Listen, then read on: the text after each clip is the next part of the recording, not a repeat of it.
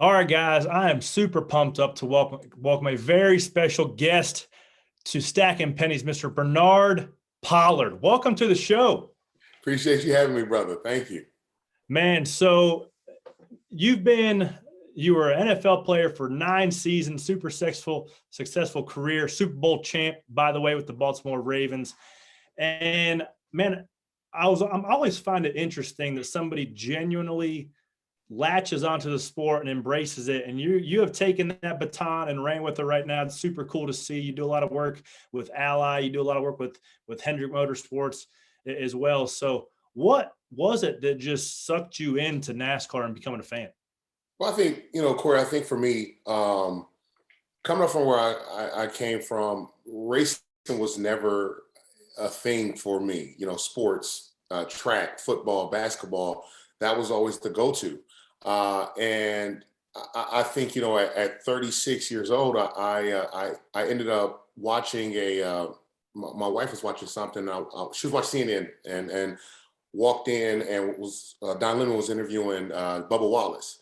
So coming up, it's always been the thing where Black people didn't watch NASCAR, Black people didn't do any racing, Black people wasn't allowed. And so once I heard it, one or two, times, it was just one of those things where we just kind of blocked it out. And so everybody from the hood, we always just stuck to our sport. So when I saw Don Lemon, that caught my attention to hear Bubba, because just to hear that name, I was like, wait a minute, that's a brother.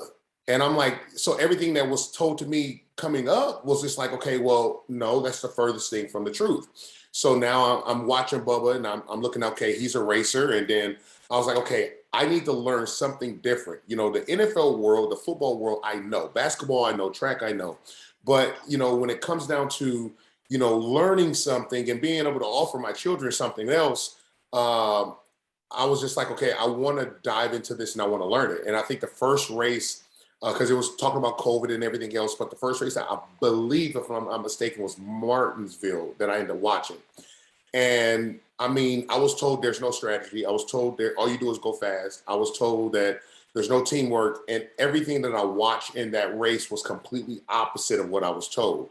And, I continue to say this. I don't want to take away from anybody's experience, if they dealt with negative experience with NASCAR as a Black man, Black woman, whatever other nationality, if you've dealt with something, I'm not taking that away. But from me, for me, it has been nothing but amazing. And I've watched, just in a short year and some change, I've watched this sport just completely explode in my life and for other people. So it's been really cool.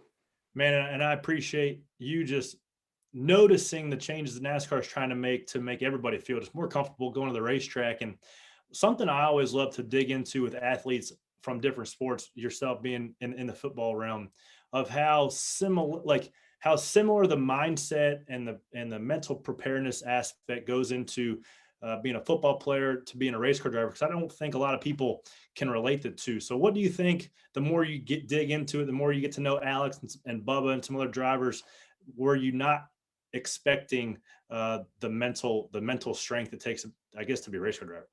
Well, I think, preparing for a game versus preparing for a race, I've been at a couple tracks now, and I've been a couple races, and I've watched Alex. I've gotten a chance to talk to Alex before the race, and I've seen other drivers. Kind of, you guys have been on golf carts, talking to people here and there, and kind of going around the track, and before qualifying or after qualifying, whatever it may be.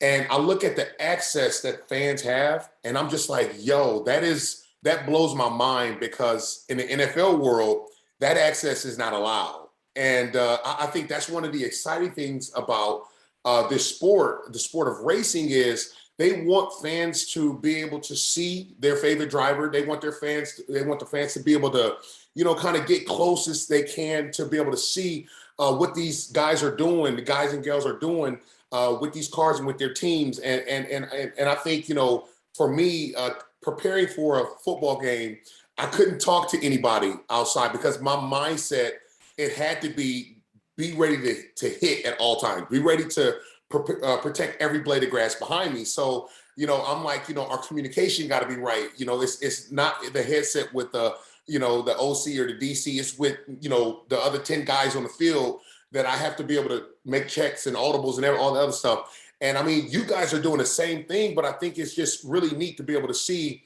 for me to be able to see you guys take that, to be able to communicate with fans and to be able to do all of these things before a race, but then to get mentally prepared to go do, 400 laps at a race. And I'm just like, dog, that is so crazy. And I mean, that's exciting for me because I get a chance, once again, I wanted to give myself an opportunity to be able to learn a different sport and to be able to kind of dive into it. And just to see all of this, man, I'm completely blown away. That's awesome to hear. Now, to give this a little bit of context as to why you're joining this show, the question, actually, let me explain it, and then we'll get into it with a metaphor. The easiest thing I can relate it to is the act of playing baseball, right? So there's a pitch coming and you try to hit the baseball. Some people are swinging a bat like the old Mark McGwire cannon bats that were about a foot long, about the size of a telephone pole. Right. And there are some guys swinging those little damn paper straws that you get in a Starbucks cup that crumple up after 2 sips. Right. So you're playing the same. Like the goal to achieve is to still try to hit the ball, but the chances of somebody hitting and achieving that task with a telephone pole is a hell of a lot easier than somebody achieving it with one of those little floppy paper straws. So and you noticed it's really evident at a place like Bristol, like we saw on Saturday night. So you had a tweet that sparked up some conversation, got a lot of attention. It was this: I asked these questions with all due respect. How are the cars that are consistently getting lapped every race in the Cup Series? How is it that they're not competing? I understand money, but if you can put a car on the track, how is it that car isn't competing? It's a great question. It really is, because I think that the people that are fairly new to the sport or don't know the technical side of the sport, that's why really and truly we started this podcast, because the trajectory of my career has been slow. In the ARCA division, which what used to be K&N, I used to race Kyle Larson, Chase Elliott, Alex Bowman, Bubba, and these guys. And I finished second in points behind Kyle Larson by 4 points, finished ahead of Chase and Bubba and Blaney and all those guys on a little bit more of a level playing field. Right. And then as their trajectories, Ryan got linked up with Penske, like those guys went on their way. Obviously, Chase is the NASCAR Cup champion. Kyle Larson's doing his thing as well as Bubba. So the disparity in equipment got further the higher you go. And a point of conversation that's been on the broadcast this past couple of weeks, case in point, our car at Daytona. I'm sure you watched that race because that race was electric. We crossed the white flag, running second, pushing Ryan Blaney, had a shot to win. Well, my team saw the value of taking what we normally consider a B motor. There's tiers of engines, right? So not everybody has the same motor. There's A tier, which you lease at like $110,000 a race. There's a B tier that you can lease for, call it $75,000 a race. I'm not sure about these particular numbers now. Then there's like a C, right? So it really depends on sponsorship levels. It depends on really and truly if a team can justify spending an extra $35,000 if they can make it back up in the purse. So when you're sitting on your couch watching, and I don't want to pick on anybody in particular, but you're watching the 15, you're watching the 52, the 53, and some other guys get lapped very frequently, it's because they have multiple generations old cars. Probably a C tier, if not lower engine, because the amount of funding those guys have on the front end, they can't justify spending that much more from the purse they're getting on the back end. And that really opens the can of worms. And we could take this conversation whichever way you wanted to go. But it really comes down to a financial thing, and not everybody has the same parts and pieces and even motor deals, because that's why NASCAR saw the value in going to this next gen car to get that way. Because there's parts that Spire Motorsports, we can't buy the shocks that Gibbs runs because they have a special set of shocks, right? We can't buy and run the brake calipers that Penske has because they have their own brake calipers, right? There's left side truck arms that Gibbs develops that are super good, and you can't buy those because they're all internal intellectual property. So there are things that don't trickle down the pipeline that a smaller team with a smaller budget can't get. Bruh. Hang on. All right. I know that was a lot, and I know that was like a fire hose of information. So without digging too much in the technical aspect, pick one of those elements that a fan needs to probably understand better from the broadcast. I had no clue. Obviously, I'm green to all of this, but I had no clue, as you just explained, the different tiers of engines. And literally, and I you saying leasing an engine, like, no clue. Yeah, because the teams don't own it. Yeah, the teams don't own it. They just lease it for a race. The Hendrick in our particular case, we lease a Hendrick motor. The box truck shows up on a Monday morning. Those guys bolt it in, and then when we take it back out, those guys pick it back up and take it back.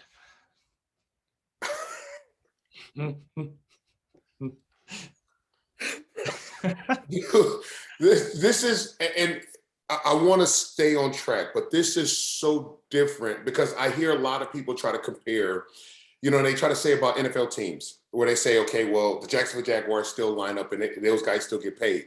And there's a difference. Obviously you have profit sharing, but you still have elite talent on the football field every single Sunday. And where I try to have this conversation with a lot of people when they try to tell me I should understand NASCAR, and I'm looking like, no, I can't understand NASCAR because I'm wired for NFL business.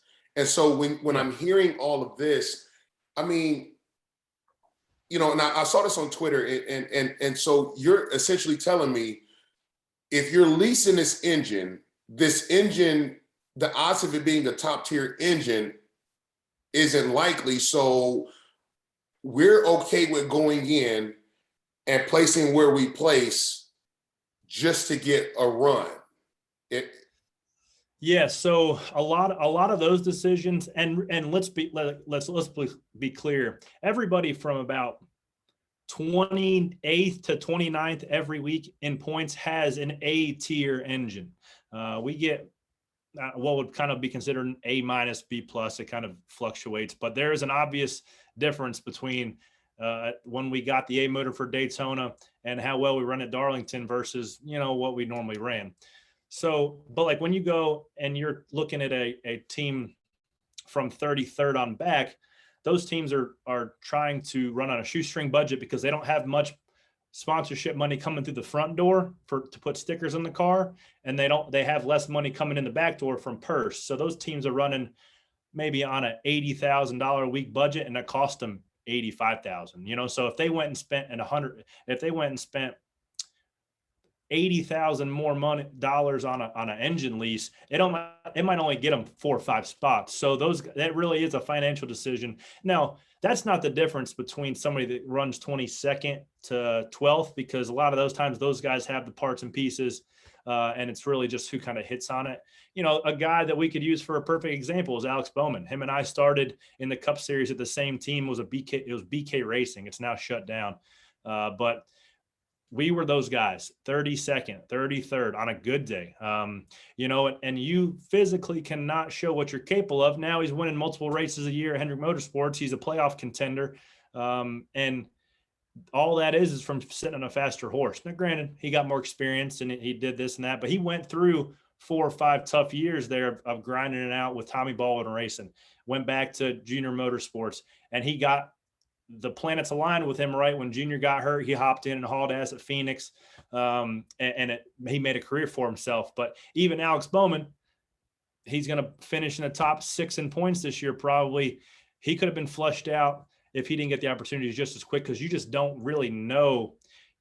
If you're in it every week and kind of know the people's budgets and kind of know the personnel on every team, you can kind of compare and look at somebody and kind of figure out what their potential ceiling is, but you really don't know what somebody's capable of until you see somebody, in an A car consistently. So it's tough. It's tough to explain. And I'm glad you hopped on and asked those questions. Are there anything more that we can kind of dig into? I think I would love to just kind of hear, like, when you first got into the sport, how you see it, and versus how, the technical side. It's not like everybody's running with the same cleats on. Some Right. guys have some tungsten insoles and their shoes weigh 40 pounds trying to keep up with the guy that runs 4.2. It ain't gonna happen. Right. So as much as a lot of the stuff is, I guess nothing's really equal, but it's unlike a lot of stick and ball sports where I can hit the weight room 6 days a week and be able to bench press 315 pounds. It ain't gonna make my race car go any faster, but there's a little bit of fitness aspect to it, to be able to keep your heart rate low, to keep your mental clarity solid at the end of the race after you're burning 2,500, 3,000 calories. But you're really dependent on what you're sitting on sometimes. And I think that's why this next gen car is going to be a good direction NASCAR is going to go. Well, I look at that, see, and I guess I want to ask, like, so mentally for drivers. So when you were in that position, and some of these other guys that are in that position consistently, I mean, I've heard a lot of people tell me on Twitter, it's purely for the love of driving. They love driving. They love getting out there. But for me as an athlete, I didn't want to renegotiate. Like, I renegotiated a 3-year deal with the Tennessee Titans, and after my second year, I ruptured my Achilles. I told them we did pretty bad that year, and then I was like, okay, I know this is going to be a rebuild for next year. I don't want to be here. So I wanted to walk away from that because I just didn't want to deal with that anymore. What's the mindset for drivers when you're in that situation? Because I'm looking at it from the football side of it, but for you guys, I understand you love it. I love football, but I did not want to put myself in that situation for 16 games plus practice every week, dealing with meetings and everything else. What's the mindset?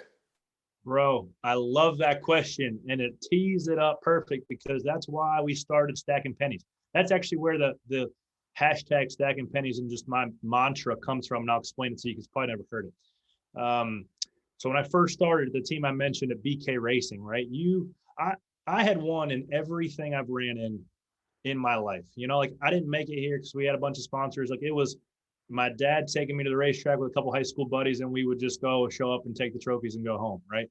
But went through a bunch of ups and downs, so I had to pretty much rebuild my career.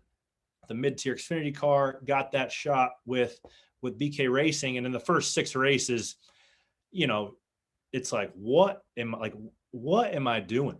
I mean, I am in the way for 35th. I'm that guy that the guys are flipping off because I can't get out of the way fast enough. I'm crashing stuff's falling off.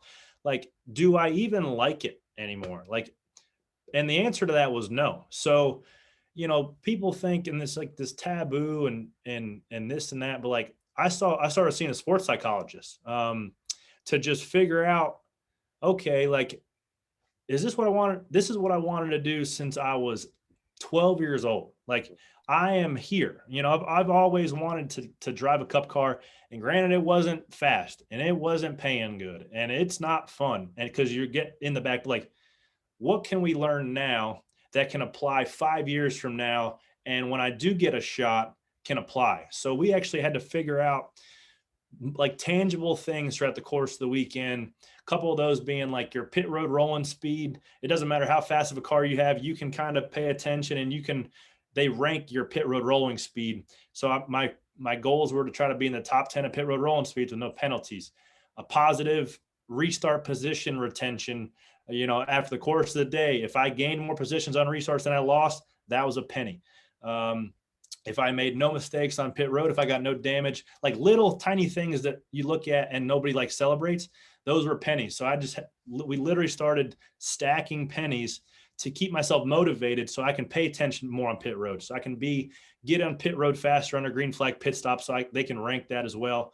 So now when when I get a shot, fast forward 4 years from then, when I have the pit road stuff nailed down, when I have positive restart retention, when I have fast green flag entries and exits. All those things are what's gaining us spots when we have a 22nd place car and we finish 17th or 18th.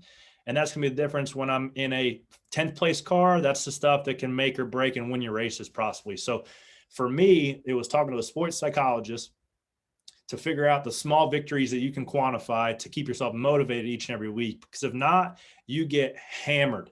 And it's not like you can put any more. The more you effort, the more you try, sometimes it even goes the opposite way. So I love the fact that you answered that, because, you know, somebody who's engaging with that tweet you put up was Garrett Smithley. You know, there's a lot of guys like that who, you know, it's easy to read the trolls on Twitter and Instagram and get no validation for what you're doing behind the wheel. And it's easy to get beat down. So that's why really and truly we started this podcast, to make more of the fans, give them a peek behind the curtain to kind of know what a driver's going through, what a pit crew member's going through. So that's you know, that's a great question as to why you even do it. Because sometimes, I'll be honest, man, I do wonder why I'm doing it. I leave the track like, do I know what the hell I'm doing? Wow. But you know, if I am positive doing the small things that I've learned here over the past 4 or 5 years will apply if our Spire Motorsports team can get to where we have solid funding and we can compete for wins consistently, or if, you know, if another opportunity becomes available, because it's those little things that Kyle Larson's done well, right?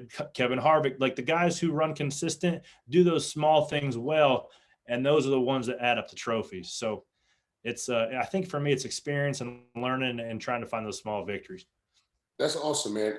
I think so. As I hear you, and what goes through my mind as I watch a race, because when I started watching, I thought everything was even. I thought, you know, it's just about, you know, how do you get out of pits faster, you know, and all the stuff you kind of mentioned, but it's definitely not that. But how tough is it? Because I was at Daytona and I watched the race. I want to say I met your agent there. And so how tough is that when you're going into another race, when you know you finished well, you had this certain engine, and then now you're going into another race and they go, okay, well, no, we're leasing this engine instead of leasing that engine, when you look like, okay, no, I showed you what I can do with this engine. And we all get numbers, bottom lines, and all that stuff. But it's kind of the same question we just asked, but for you, you know, I've seen you guys, you're basically auditioning every single race for maybe potentially something bigger, right? Mm-hmm. With a bigger company or whatever, organization. How tough is that for you? And you kind of answered this question, but I want to ask it in this way, knowing how you just finished, how you showed them what you can do. And if they just kind of said, okay, well, we may lose a little bit on the back end if we lease this, but does the purse change per race? If they, you know, not enough. Yeah. So I know what you're trying to ask, but the purse side, a lot of the times the spread between, let's just say if we ran an A engine every week with kind of what we're spending, if it gets us, call it 6 spots on average, generally speaking, the spread between what we pay versus what an A plan would be isn't enough to justify that unless you make even bigger jump. So that's probably on the financial side, in layman's terms, the difference. And it is tough. I mean, it's probably a little bit of humble pie too, because it would be easy to get frustrated. But I think for my particular instance, when we ran well at Daytona, we gave ourselves a shot to be in the playoffs on a Hail Mary, turn around and run well at Darlington. I think that if I didn't have as good of a rapport or communication with my owners on, like, this is a long-term plan. Like, we can get caught up on putting the blinders on and saying, well, we could run here, here, and here at these places if we would just spend X, X, and X. Well, that might be fine for 6 weeks, but we're in this thing for 3 to the next 5, 6, 7 years potentially. Right. So, you know, I want to be part of the solution rather than the problem of being in there banging my fist on the table like, you better give me all the stuff I need or I'm not going to be able to do it. Well, everybody knows, everybody's grown up in the sport. Within our team, Ryan Sparks has been a racer for his entire life. He spent a lot of time at RCR, so he knows the tools it takes to run to be able to win races, as well as my owners TJ and Jeff Dickerson, everybody on board. Steve Letarte, who works for NBC, also used to work at Hendrick, but now he's pretty much our competition director. Everybody inside of Spire Motorsports is realistic. So it makes it easier for me as a driver, to kind of tamp down that competitive spirit and also, play the long game a bit and kind of be a team player, because it's not rains off every weekend, and we want to take care of our equipment, but we also know what we're capable of doing. So I think setting realistic expectations is certainly important, and having good people that are all pulling the rope the same direction, no matter what sport it is, no matter if it's racing, whether it's a football team or just in everyday life. You got to have people that are behind you. And that's why I'm so content with where I'm at, because I know we're going to be consistently getting better every week and every year. So I ask you this question, I don't want to put you on the spot, and you tell me, but for a racer, where I've watched this sport the last year, some change, and I'm watching guys negotiate contracts with other organizations, and it's being, reported that, this guy's leaving, and I'm just like, okay, well, that's weird, because you're still competing and, finishing out a season that's a long way to go. And if you're in the playoffs, I was hearing, okay, well, some of those guys can't go to meetings and all this other stuff, but how hard is it for you playing you're playing the long game, right? Like I said, it's about, 3-5 years. Now, if an opportunity comes along for you to potentially go somewhere else, right? How hard is it for you to walk away from the situation you're in? And, will the guys that you've been in it for the long haul with, do they truly understand? Or is it like, okay, well, no, we want to do more. We want to go find a bigger budget to try to keep you? Yeah, I think that it's all situational. And I think regardless, a lot of guys that I raced with last year with the 32 car, I took a lot of them with me because I knew what we were capable of doing as a unit. If we get some better cars and engines, I feel like we've shown that several times. So, it really depends on how much they're going to pay you. That's just like if you're, if you wave at them guys on the way out, or if you stick around with them and try to make something of it. So it's all situational. And, if there was an OEM back team that had a spot for me, like those guys would, like, especially TJ and Jeff both, I have a great relationship with those guys. Like, they would gladly see me progress my career if there was a better opportunity on the table.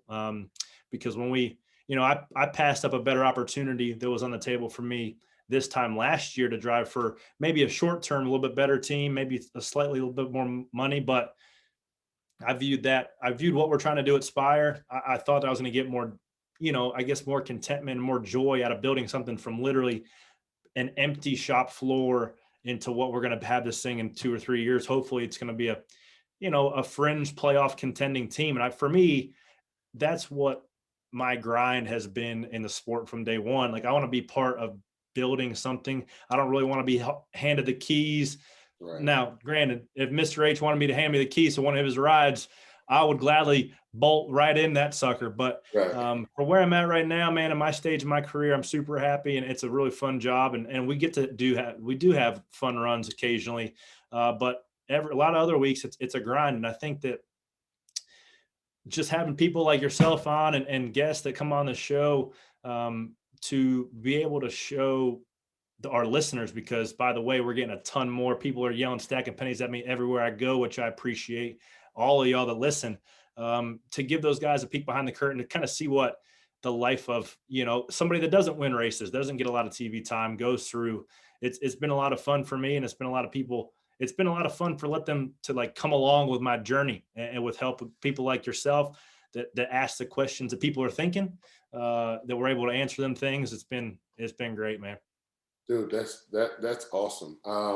Last thing, and I know it's a time thing, but so I hear fans talk about this next gen car, right? And so I race. I love getting in the rig and running. But I hear a lot of fans say that next gen, and I'm hearing you say differently, but a lot of fans say next gen is going to destroy the sport. You're saying next gen is going to kind of even the playing field a little bit, and kind of help all the drivers. What tell me, because I heard you talk about Penske maybe having certain parts that other drivers can't use. Will that be the same under this next gen car? So number one, it absolutely is not going to destroy the sport whatsoever. It's going to, now, if I was a driver for one of those teams that had special parts that we were winning every other week, and now you're telling me I got to drive the same car as the guy that's running 32nd, I'd probably be a little bit, ruffled as well. Now, for me, on the other hand, if I can buy the same lower control arms or set of shocks or brakes or within reason, the rear end, like as the next guy, I would hope, like I would take some of that brunt, like, all right, come on, like let's pull the gloves up and let's get after it. There's still going to be some separation between the teams that have, the smartest engineers, the best people with time to massage on their finished product of a car to get a little more downforce, to make it a little bit lighter.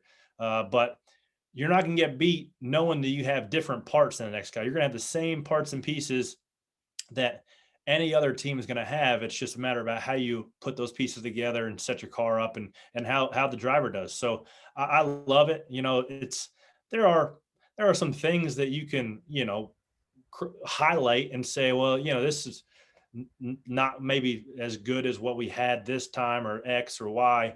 But generally speaking, the direction we're going with this next gen car, it's gonna be great. Now there's gonna be kinks you got to work out throughout the course of the year. It's a brand new car that we're gonna be taking to tracks that we've never taken them to. But in the whole scope of things, 3 years, 5 years from now, there's gonna be more high profile owners coming in because it's actually a reasonable expense to own a race team. We've seen, athletes, Michael Jordan, Pitbull, some big guys that see value coming in the sport. We're gonna see more of that because instead of having to spend $30 million a year to be a championship contending team, you can spend 15 to 18. I mean, that's about half of what it was currently. So I think it should be a lot more appetizing to the sponsors, should be a lot more appetizing to new owners trying to come in and get a piece of the sport. So, and we see NASCAR on their own side making big moves, like we're going to LA Coliseum for a temporary race. Like those sort of things are going to keep the sport on this upward trajectory of energy, man. And it's gonna be super fun to be a part of, and to get just people like yourself to keep spreading the word. Like, hey, man, NASCAR is a cool sport. It's inclusive. Like the stuff to do at the racetrack is cool. You're not going to bump into anybody that's going to say a certain thing. Like that stuff as a whole, NASCAR is going the right direction in a lot of ways. Okay, so last thing. So forgive me if you already mentioned this. So with the next gen car, will there still be a lease? Like, so you said, like with the engines, like you got A, you leasing the engine. B, will there still be that?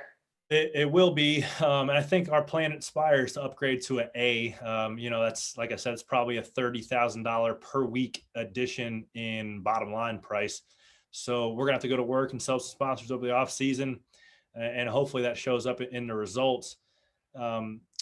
So yes, there still will be that. And then I wanted to touch on, like, for a brief second, like the 2024, there's going to be a new engine package coming out. So I believe next year there's going to be an engine development free. So nobody can develop anything beyond that for the 2020, end of 2022 and 23 season. And then when we see a new engine model come in, that's going to entice some new manufacturers come in, whether it be Honda, Volkswagen, Fiat, Dodge, perhaps, whether that be a hybrid morph or something to do, get a little more upgraded into what's more in our street cars every day. So once you see that engine deal change slightly, it'll be more appealing to get some new OEMs. And that's when business is going to pick up for real. When we get another 2 or 3 OEMs, because then the money just trickles down the whole field. Because now being, if you've got 14 or 15 Chevy teams, they can only really support financially with money and technology. Let's just call it 10 teams, right? Those bottom 4 or 5 teams are getting the scraps, whether that be a Chevrolet or a Ford. So if you get 1 or 2 more manufacturers in, those teams can latch their their hooks into a different manufacturer and be closer to that technology disparity. And I think that's when we're really seeing NASCAR back to the level it was in that, mid 2000s, when people were packing the houses and a lot of people were, making money, and it was a legitimate business. So I don't want to let you go. I know you have all these questions, but every guest on here, we ask 3 would you rather questions. So you mentioned that you went to Nashville Super Speedway, so you have some experience with racetrack food. Would you rather drink nothing but racetrack lemonade for a month or eat racetrack hot dogs? I probably would eat the hot dogs. I don't drink a lot of juice, so I probably would do the hot dogs. All right, number 2, would you rather blow a right front and hit the wall at Daytona, or have to tackle Adrian Peterson? Oh, I'm slapping that sucker. Hey, he get hit, brother. You're slapping Hey, brother, that's what I do now. Hey, you already knew the answer to that one. I know we probably can pull some tape on it and run it in the show. All right, number 3, and you mentioned you're a big iRacing guy. We need to get you in real life in one, but that's a conversation for a later date. But now, if you had to pick one race car and one racetrack to race at for the rest of Bernard's life, what are you going with? I'm going, when you say one race car, what do you mean? Like when you click on the little arrow on iRacing and 47 different race cars show up, which one are you picking on that list? I probably would go, I really only raced the Camaro and the Cup, the Cup Series. And I probably would race, Daytona. That's a good one. All right, let me flip the script, since you're our first football guest. If you had to pick high school, college, or pro, and any stadium or arena in the world, what are you playing? What level are you playing, and what stadium are you playing? I'm probably going to go, I probably could go pro and playing in New England, Foxborough. The fans hate me. I don't like them. I don't like the players. I can't stand the players or the coaches. Those were the games where I hurt a lot of players. So yeah, I remember I almost broke a guy, and forgive me, I almost broke a guy's neck running through the line. And so yeah, I love that. I love playing the Foxborough, man. Love playing the Patriots. Well, there you have it, Penny Stackers. Our guest this week, Bernard Pollard. Man, I appreciate you coming on the show so much and asking some cool questions. We will definitely have you back, and let's link up at a racetrack. Yes, sir. Appreciate you. Thank you for having me, bro.